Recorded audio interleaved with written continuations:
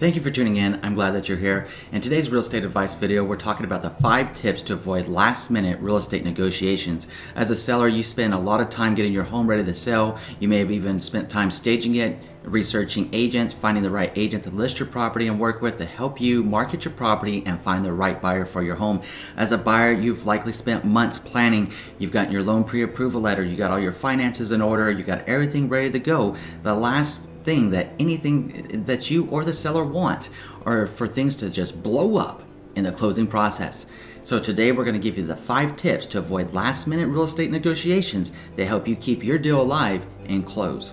My name is Andrew Finney. Please consider me your real estate geek. I'm always here to help. My contact information is in the show more description below and again at the end of this video. If you have any questions or you simply want to say hi, just let me know. I love to hear from you. So let's go ahead and go into tip number 1. Tip number 1 has to do with property inspections. Oftentimes property inspections can trigger more home price negotiations. Why does this happen? Well, obviously whenever the buyer made an offer on your home as a seller, there's things that they couldn't have possibly known without a home inspection. They can't see in the walls, they're not a certified home inspector, so there's things that they may not have been able to see. Some examples could include how your sewer line looks, how your septic system looks, how your pool looks, what is the condition of the roof. If you know there's problems with those things as a seller, it's best to disclose that up front and make that information available to the buyer so they can come in with the offer and you guys can negotiate that up front in full disclosure and honesty with open eyes so you can avoid that delay. Another thing that you might want to consider is actually getting a property inspection, which brings us to tip number 2, which is just that. If your seller, get a pre-listing property inspection. What this is going to do for you, it's going to enable you to be able to know what's wrong with the house, and you can follow the I did another video about the common repairs that you can expect as a seller to make before you go on the market that are best to get done right up front. So if you get that property inspection, it'll also give you a better idea of what a home inspector is going to look at. And once you make those corrections on that report, you can also furnish that to the buyer, have your listing agent make it known on the multiple listing service and to the buyer's agent that you have already completed a home inspection and made the repairs. Keep note of all the receipts and have everything ready to go to show the buyer. So then the buyer, you can just go ahead and take that card out of play in the closing process with any other price negotiations. You've disclosed up front to the best of your knowledge in a seller's real property disclosure report anything that you know to be wrong with that property. You took it the extra mile by getting the home inspected, and then you made the corrections to the property. So now the buyer's going to come in, they're going to feel much more comfortable and confident about the home that you guys just negotiated on and in closing the deal, as opposed to trying to knock down the price even lower based upon a property inspection. So that brings us to tip number 3. You may actually buyers are going to actually ask you probably for some credit somewhere in the closing process anyways, and it's going to result from anything from an appraisal. If the appraisal comes in less, they're going to ask you to reduce it. Keep in mind that if you are selling your property, please be reasonable. A buyer cannot get a home loan for more than appraised value. If the appraised value is off on your property, then just go ahead and reduce it. I mean, it's kind of one of those good karma, what goes around comes around kind of thought processes, that if you sell your home and you're expecting the buyer to come in with all this cash above appraised value, they may or may not even have it, number 1. And number 2, do you really want to put that kind of karma out there for yourself? Because what's going to happen when you get ready to buy your new home, that same thing may happen to you. So it's just one of those things as people, just to have a little bit of courtesy and respect there. Now, if the appraisal is completely out of whack, then maybe you want to ask for a second appraisal or reconsideration of the value.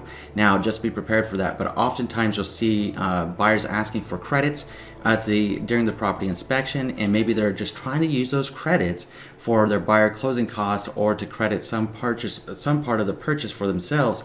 So that can actually take us to tip number 4 now, which is to be careful, because if you're a buyer out there and you're looking to ask the seller for credits after a property inspection or something, you're taking a huge chance, and that chance may not work in your favor depending on the market. I mean, if it's a strong buyer's market out there, or if you have maybe a neutral market that's leaning towards a buyer's market, you may be able to pull that off and a seller may be open to that. But in a seller's market, it's highly likely the seller's just going to shut that down right away, right out of the gate, and not even play with you. And you say, well, the seller doesn't want to go back on the market and have to find a new buyer. They might.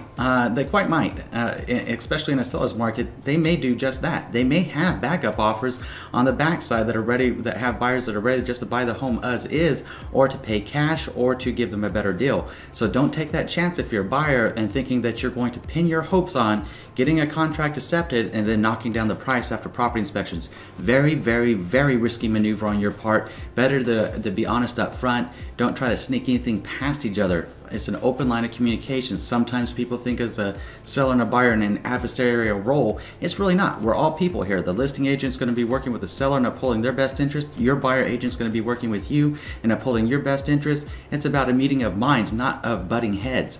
So make sure that if you're going to have a successful negotiation, you want to work together on that negotiation and put together terms that make sense for you and the seller.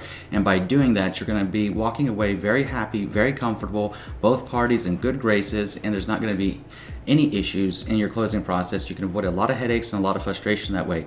That brings us to the fifth point, which the fifth point is sellers, be ready to give up some credits. And the reason I say be ready to give up some credits, or leaseways make repairs, is because if you didn't do the pre-list home inspection, and again, I highly, highly encourage and strongly recommend that you do that, but if you didn't do that and the buyer had a home inspection, they are going to ask you for some repairs. And if there's some big things on your home, I hope you have a home warranty, because that can actually save you a huge amount of money if maybe one of the things that was wrong was a faulty water heater, or a faulty air conditioner, faulty heater, something that the home warranty company would cover. If one of those items are faulty, then call your home warranty company before you start contacting contractors to come out and perform the work. It could save you some money there. Now, if you don't have a home warranty and the buyer's asking you for some repairs, make the repairs. I mean, unless they're crazy cosmetic repairs, and a lot of buyers, at least ways here in Las Vegas, Nevada, it specifically states that the sellers are we're really not looking at the cosmetic effects. I mean, if it's like stucco or a brick or something like that, something simple that you can throw a patch and some paint on, then that's more of a home maintenance item than it is anything. And if you're following along with the videos that I've made, you would have already addressed that as a seller to begin with, to get your home sold and then put it into the best condition possible and help you get the best price possible. Now, if you haven't followed along in the videos and you do have some of those cosmetic issues, get them fixed. I mean, get them fixed before you even go on the market. If it's too late for that, just fix them. It doesn't cost that much. It's going to make everybody happy. It's going to show goodwill, and it's going to keep your closing process alive. Now, if you're a buyer, don't get nitpicky. I mean, there's no home that's going to be perfect. I mean, let's just cut to the chase here. There's no home that's going to be absolutely perfect, that is free of any defect, and it doesn't have any cosmetic issues or anything like that. Even a brand new home construction, I just did a walkthrough this past week. The builder's going to have to take off the baseboards in the house and replace them brand new because there were some issues with those baseboards, and it was a new home construction. So, I mean, there's things that are never going to be right until you examine it and you look at it, and then you do your best to maintain that property and keep up on it and take care of that property. But if you try to do this in the closing process, or the escrow process, if you will, then it could explode if people start getting hot and start entrenching themselves onto a position and saying, I'm the seller, you're the buyer, I'm the buyer, you're the seller, and butt heads. It's best to take a step back, take a deep breath in, and say, okay, this is the situation, this is what we like. What are you willing to do, right?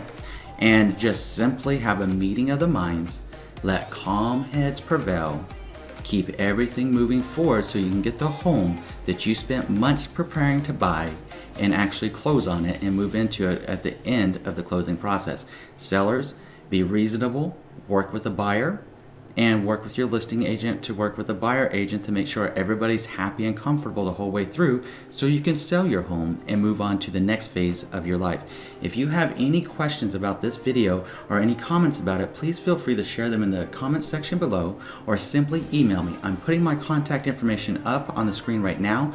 Please feel free to contact me with any questions you have, an idea for another video, or simply to say hi. I always enjoy hearing from you. If you've enjoyed this video and you've learned something new, I'm going to ask you to do 3 things. Number 1, please subscribe to the channel. Number 2, please like this video. Number 3, please share this video around with someone you know is going to be able to help. Thank you so much for watching today and enjoy a terrific day.